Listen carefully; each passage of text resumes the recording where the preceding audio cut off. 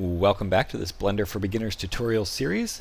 I believe this will be our last video in the series. We have a few materials to set up and a final render to produce, and that should be it. We'll be reviewing some things at the end, and I'll be pointing you in the direction of some good resources for beginner Blender artists and that sort of thing, but there is not a lot of instruction left to do.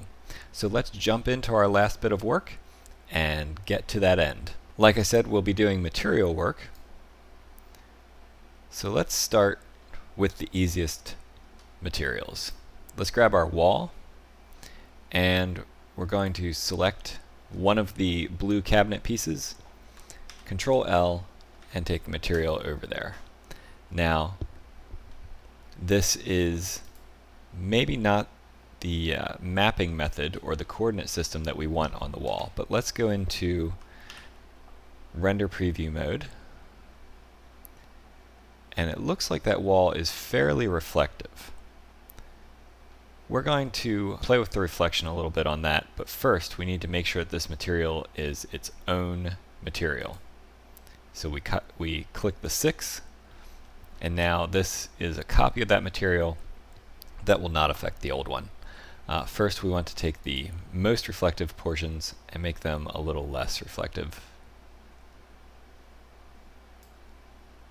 That looks pretty good, I think. And that should be all we need to do for the wall. Let's move on to the trim around our window and window frame. We're also going to copy this material here and make it unique as well, and take our color and move it to almost entirely white. Oh, what did we do here? So once I copied over our material, I did not deselect this piece, and it was the primary selection. So I'm going to Control Z back through that until we see our 6 up here again. Now let's select our window frame, make it unique, and come back in here and change our color. Let's go here, take the eyedropper, and select the subsurface color, since in this case it is just white. And there we have our white painted frame. Next, let's move on to our tiles.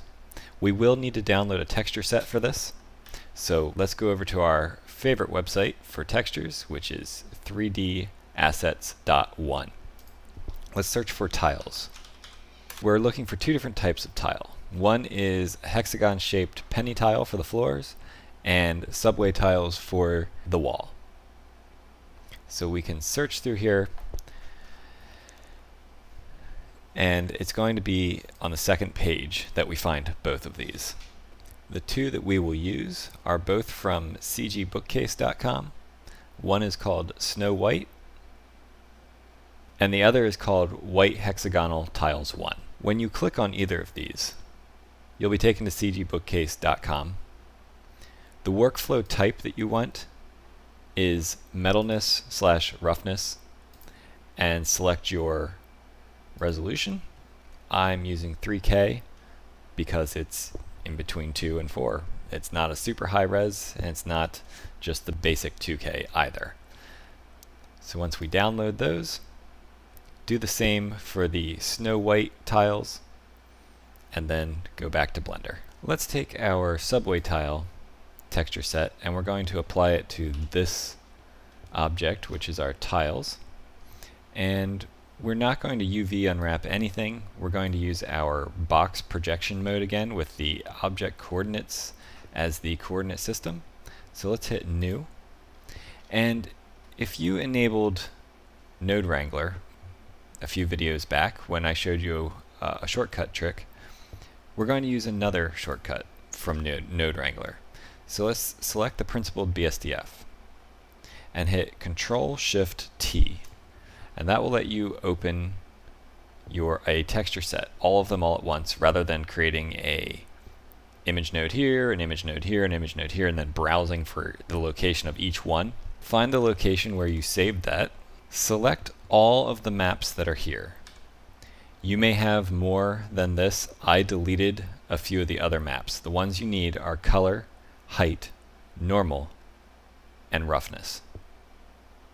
Once you've selected them all, click or hit enter principled texture set. And you'll see what happened here is that our node setup for our texture has been set up for us. Now, I said we needed a bump. We don't. We're going to delete that because it made the bump a displacement. We're not using displacement in this case. So right now, we have what we need. However, we didn't UV unwrap anything, so we can't use our UV coordinate system. Let's use object. And now that we're not using a UV coordinate system, change flat to box.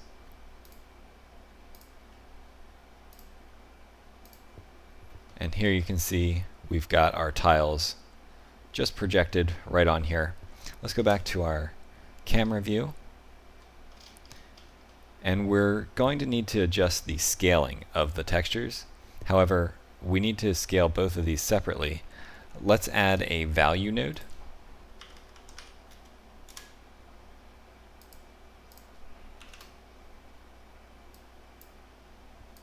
So that when we change this value, it changes both at the same time. You don't actually see them as separate fields. So let's go to half the size. That doesn't look good.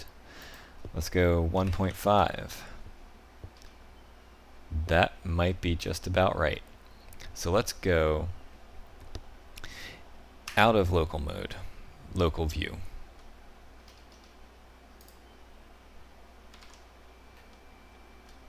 And that looks pretty good. Now back in local view, you probably noticed one thing. Due to us not unwrapping anything and using this box select, the tops of our tiles don't line up. And I don't think that that is going to be noticeable. So if we go back to our camera and zoom in on this wall, if you're looking very closely, you can see that. So if that is going to bother you, go back and UV unwrap this, but for the purposes of this tutorial, I think that looks pretty good. We don't have any half tiles along the bottom or along the top. It looks the way it ought to. So let's move on to the floor. Unhide that. And our floor is going to use the texture set of the penny tile, or the hexagonal tile. So create a new texture, new material. Select your principled BSDF, Control-Shift-T, and let's grab our penny tile. Just grab these. Control-click will deselect something. And once again, I grabbed the height map. We're going to get rid of that. And UV is fine here because it's just a flat plane. And if we go into top view, and we'll hide the ceiling, you'll see that where we extruded, this does not look right. However, it's not on camera, so I'm not too concerned with it. But what we can do is, once again, go to Object, Coordinate System, change this to box for each of these.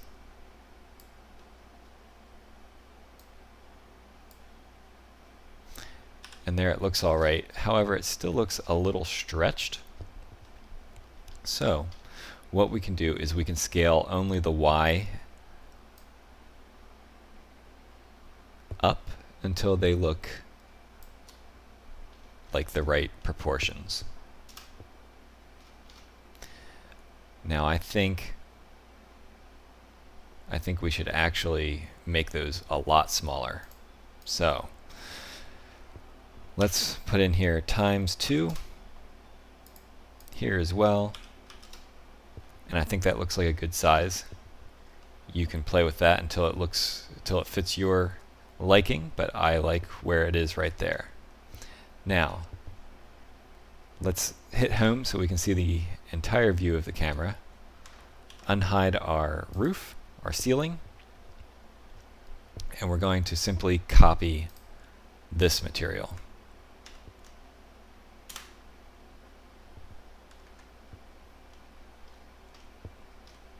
Now, if we were to go into render view, your computer may have some issues with this, but let's try it anyway. Z8.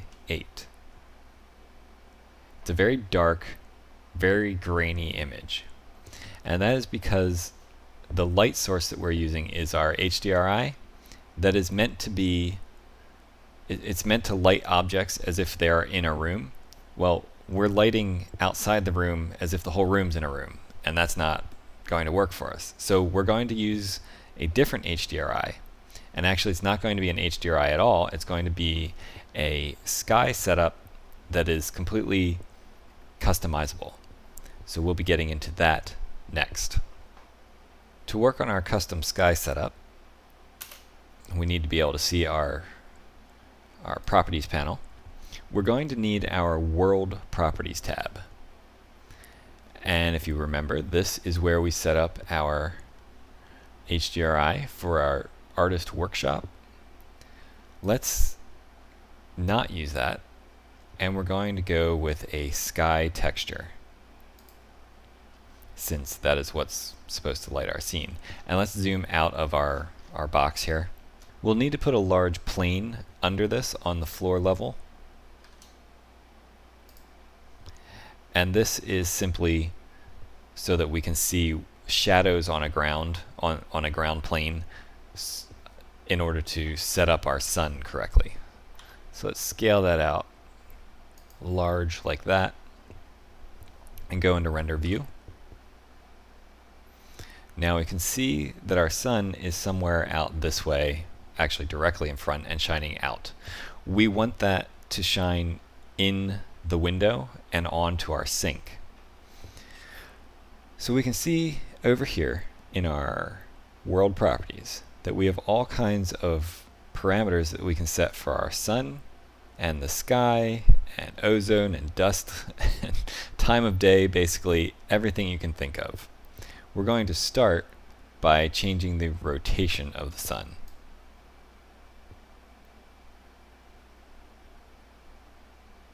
To somewhere like that. Now let's go to our camera view and see where that's shining.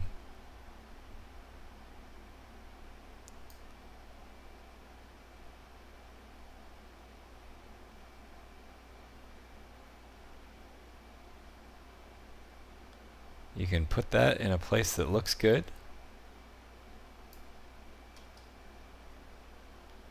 Now we still have a lot of noise. Even if we hit our render button and do a final render or a render output, we're still going to have a lot of noise. And that is because light is coming in from, it's lighting the entire world, and we're not even seeing that entire world. We're doing a lot more work than we have to, or our computer is anyway. We can reduce render times and noise by using what's called a portal, and that is an area lamp that has been converted to not emit light, but be a portal for light. So let me demonstrate here. I'm going to go back to solid view, and let's unhide our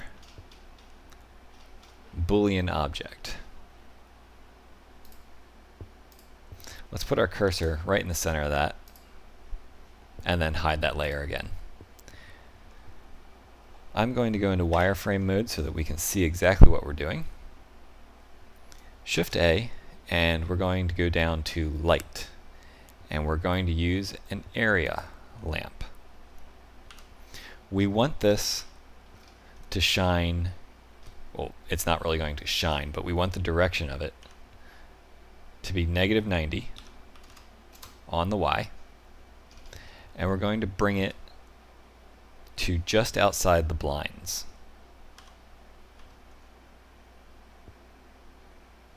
Right there. And let's scale it on the Z.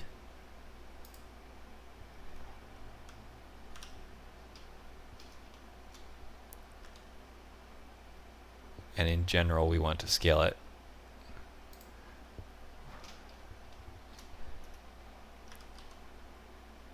So you want it to take up the space of the hole where the window is.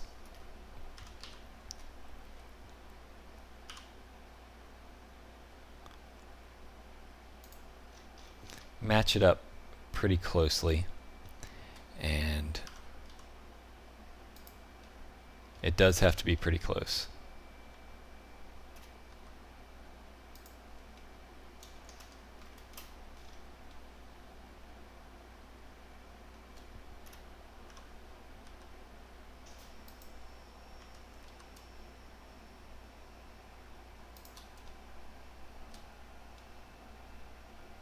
Okay, that's pretty good. Right now, if we were to go into rendered view mode, that is an area lamp and it's really lighting up this area. We're going to have to change that on the object properties here. It should look like a light bulb if you have the lamp selected. Check the box that says portal. This is a little difficult for me to describe, however, it essentially limits the calculations of light bounces coming into this room to just that portal, rather than having to look at what the entire world outside is doing, which there isn't anything there anyway. This will reduce render time and noise significantly. Let's continue playing with our world lighting, and we'll want to go into render view for that and make this fairly large so that we can see what's going on.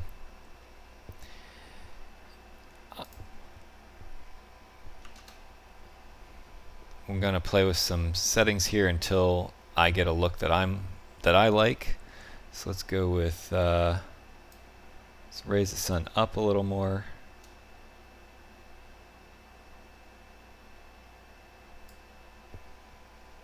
That looks all right. And let's play with the air setting, like the amount of air that's there.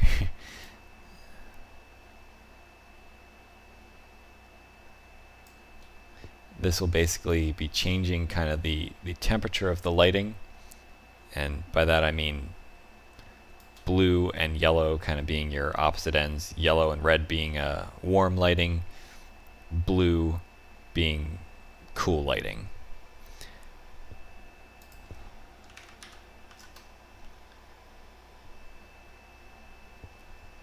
And I'm trying to go for kind of a morning look.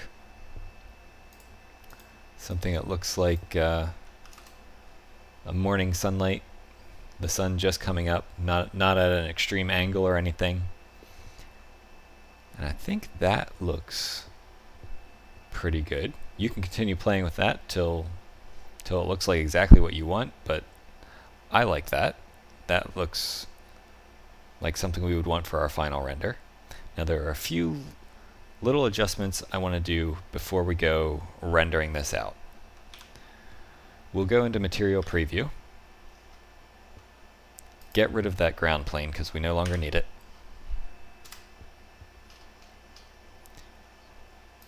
There are two materials that we want to make. One is a wooden seat here because it just adds a little more interest to the image. There's just this big white piece sitting here. Two is the fabric for our towel.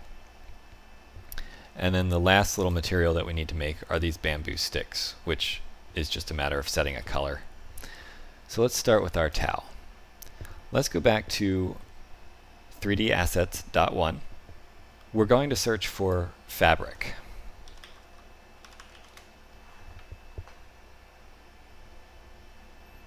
And in fabric, you can find whatever you want your towel to look like. I believe I went with one that was relatively close to the top. I'm not entirely sure which one I actually went with. It may not even be from this search. One thing you can do on 3dassets.1. It used to be called 3D Textures actually, but now there's more than just textures, so they changed the name. You can select only the sources that you want it to search. I usually have to cut out 3D textures. All of their textures are 1K unless you're paying for them. There's nothing wrong with that, but I don't want to make you pay for something in order to follow along with this tutorial. So I have hit Control and clicked on the sources I want, which is pretty much everything except HDRI Haven, 3D Textures, and 3D Model Haven. They're irrelevant, and this one just doesn't have what we want.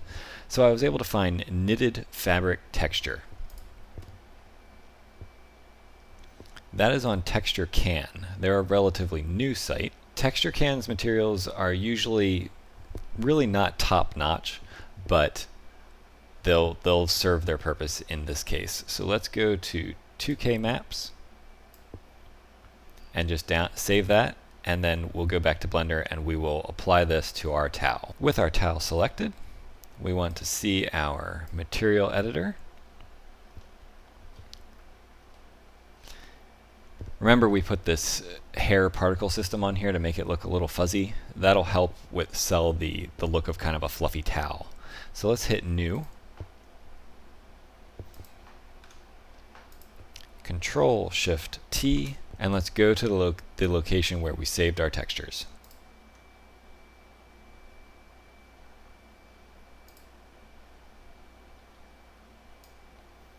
Once we've imported all of our textures, I don't know why I keep selecting the one I don't want to import. Let's get rid of our displacement. And that doesn't look super right off the bat. Let's try going to Object and changing it to a box projection. And unfortunately, we have to change this on every one of these textures rather than just one thing. And then we can change our scale by putting a value here or by adjusting X and Y. Let's make this 4, maybe 6. I think that works. Let's move on to our seat, and this is going to be the same deal. We're going to download a wood texture. So let's go back to our search to get that wood texture. So let's search for wood. Search for a kind of stained wood that would look alright as a toilet seat. In real life, I'm sure a toilet seat is kind of a gross thing to have in wood because I don't know how you would ever clean it. Let's go with this one. That looks fine. So let's download our 2K PNG version of that. Let's get rid of the texture or the entire material from the toilet lid and the seat. So let's start with the lid. Grab the lid, go to Material Properties, and disable that. Now that we've removed that material and the slot for it, let's add a new one. Hit Control-Shift-T, and this shortcut is really saving us a lot of time because we don't have to add all those individual nodes. The one I'm choosing is one I had downloaded prior to this tutorial and is one of the textures I used in the final render.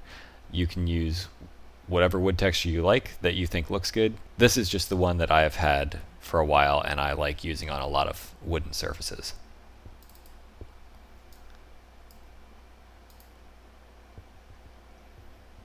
Again, no displacement is being used. We're getting rid of that. Now, it assumes a UV by default, which we don't have assigned or we didn't set up. If you want the practice, you can go back and do that. But I'm not doing that. I'm going with a quick and dirty box projection.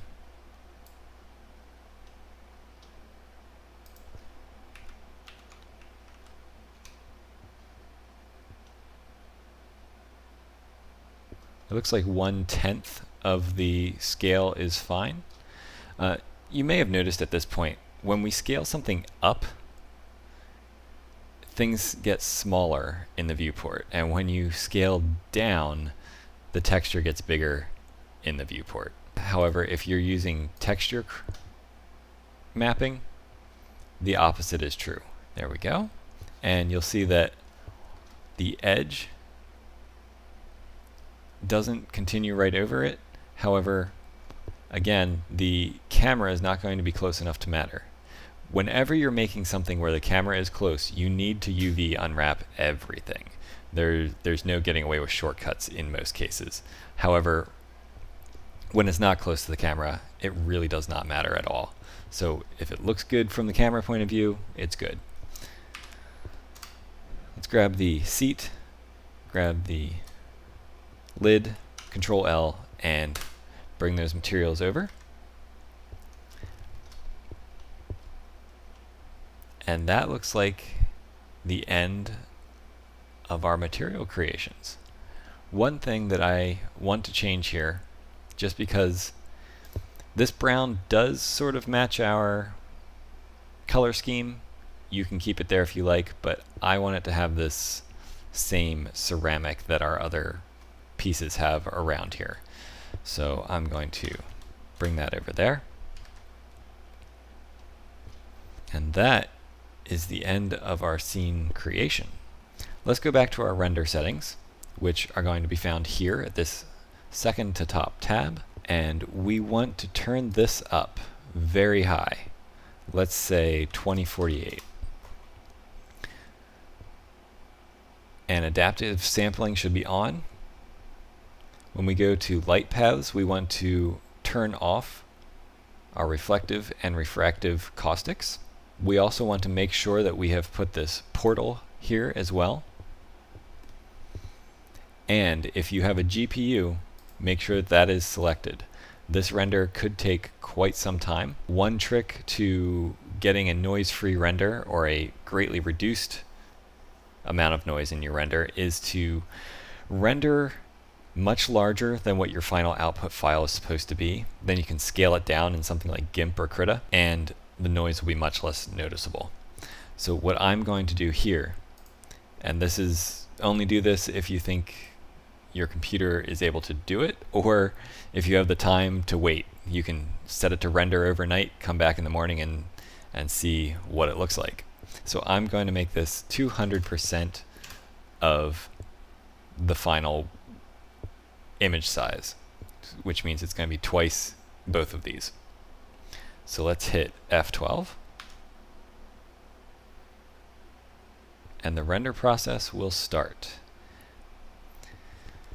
Even after you create this render, you may find that some surfaces are not quite as shiny as you wanted, or there's too much gap between objects or too little, and you'll want to move things around. That's why you want to make renders as small as possible while you're testing, so that they go quickly and you can make changes more quickly. Once you're rendering something this size, you kind of want it to already have been worked out, because you don't want to have to render something overnight or taking up your entire day while you can't use your computer, only to find out that your render does not look right and you have to change something and do it all over again. So if everything is looking correct, let your render go, and I'll see you on the other side. And that is the end of the render. As you can see, this took 47 minutes and 8 seconds, and almost another second, to finish rendering. It's got quite a bit of noise in it, so we obviously have not used enough samples yet. However, I can point out a few things that we still need to do before a final render. One is that we have this blackness outside and light streaming in. That doesn't make sense at all, and I can tell you exactly why that is happening. That is because we have our background turned off to the camera. In ray visibility, we've turned off camera, and that is why. Secondly, we need to add a little more to this light coming in the form of shadows. One thing that's really going to sell this as a photorealistic render is having leaf shadows, like a branch outside the window that kind of cast their shadows across here. Let's save this render somewhere. And the way you do that is Image, Save As. Also, the shortcut is Shift-Alt-S.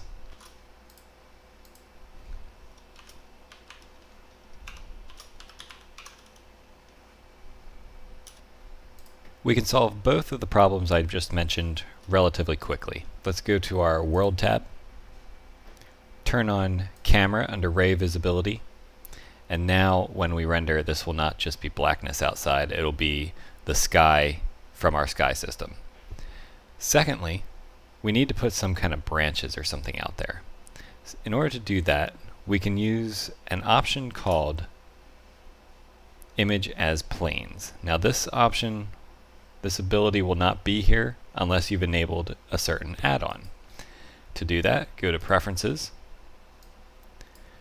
and type in Images as Planes. Check that and it's turned on, and then we can do that. In order to add an image as a plane, we need an image. So I have a source for that, and that is a website called pngall.com. Let's type in branch. And pick this first one called branch PNG, and it's a collection of images with transparent backgrounds. Let's select this one, branch high quality PNG. And to download, we click this. Now, again, this is a Creative Commons license. However, this is a Creative Commons BY, meaning we need to attribute the author in this. And to do that, we can simply just say where we got it from and put a link to this page. But let's download. Once the download completes and you've saved it somewhere where you can find it, go back to Blender. Let's put our cursor, well, leave the cursor where it is. Shift A for add. And we'll go down to Images, Images as Planes. And we need to find our image that we just downloaded and select it, which is right here. And that brings it into the scene with an alpha setup. And let's go into local view, and I want to show you the node setup for this material. You can do this from scratch.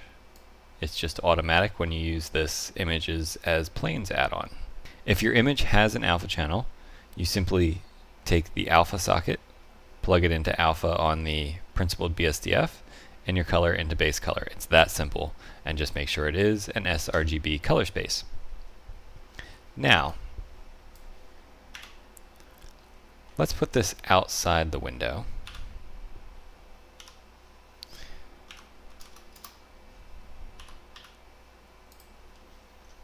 And how big do we want this to be? We can put it about there.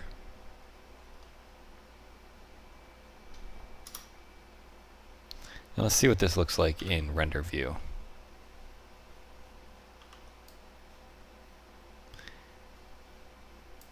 You can see the shadows of the leaves being projected here, and it looks like there is indeed a branch outside the window. Now I think this looks better if we were to scale this, flip it around the other way. So let's scale on its X -1, and that will flip it around, and then we'll move it on its local X.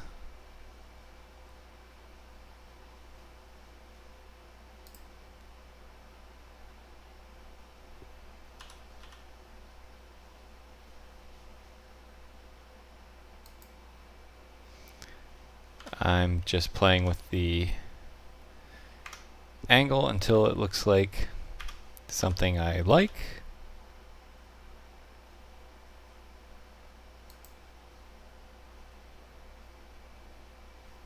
It doesn't really matter a whole lot. But right now that looks a lot better. So there we go. That will give us a fairly good looking effect. Now that we have our lighting set up the way we want it, we have to make a few more adjustments to streamline our render and give us a little more control over the final result. So let's start by going to the Render tab again. We're going to change our render samples all the way up to 8K. So 1024 times 8 gives us what we need. we want to change this back down to 100%. I'm assuming everyone has a newer graphics card than my 1080 Ti. You might want to say in the comments if this sort of thing is taking way too long to render. I can do a series in the future that's based on a more simple scene so that it's not so frustrating trying to get everything to test render and having to wait for it to happen. So let me know in the comments if that's the case for you, but I think everyone would have a newer card than I do. Anyway, a few of the details that we need to work out are across a lot of these tabs, or a few of these tabs rather. We need to go down to our light paths. This dictates how many times a light beam will bounce around in relation to these types of surfaces. We don't need it to be that high. Generally, the more bounces there are, the more realistic it looks. However, there's a certain point at which it still looks realistic, but it may not be technically realistic. By that I mean it's not visible to the human eye, really. So let's make our total 8, and we'll cut all these in half. One result that you might see from some of this is that you get a darker render. If you start seeing darker surfaces, particularly glossy ones, you'll want to increase your glossy count. Let's take this back to something that's not taking up so much memory. We want to change some settings in render layers. So that is this tab, View Layer Properties. We want to turn on denoise data, and that's all we need to change here. This is kind of an advanced tab. We can cover that in a future tutorial, I suppose, but that's beyond the scope of this introduction. Another thing that we want to adjust back on our render properties is all the way at the bottom under color management.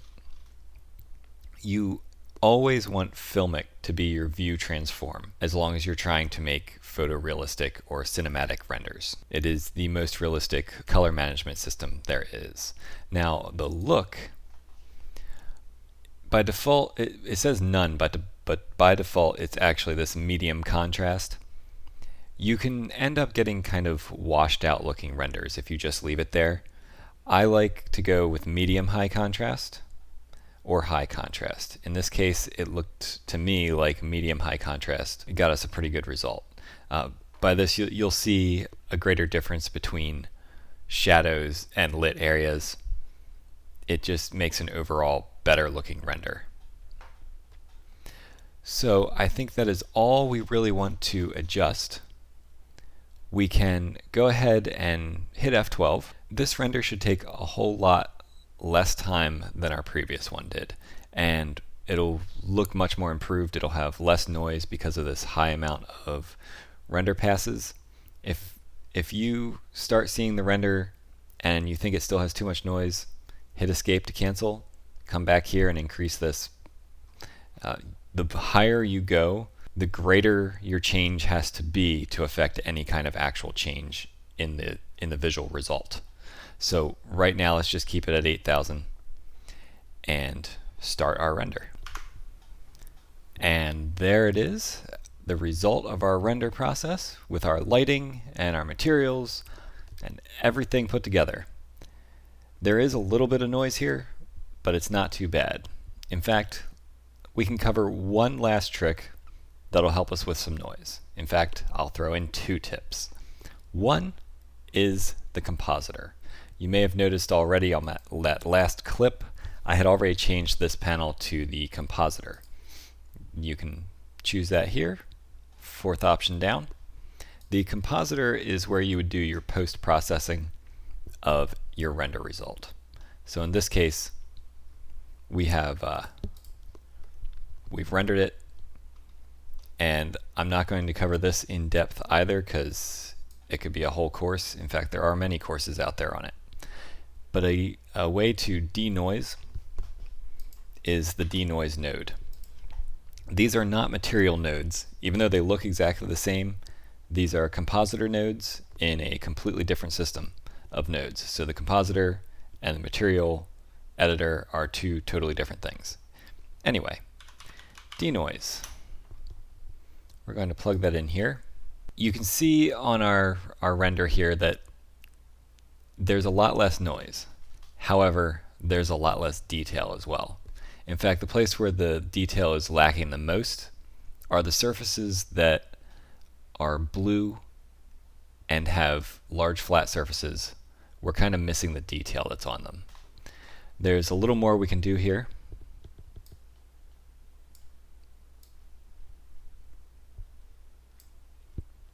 That should improve things a little bit, but in this scene it doesn't seem to do a whole lot for us because it's gotten rid of the noise, but it's also gotten rid of our detail up here, our kind of smudgy stained look. So let's take a look at the difference here. I'm going to split up our view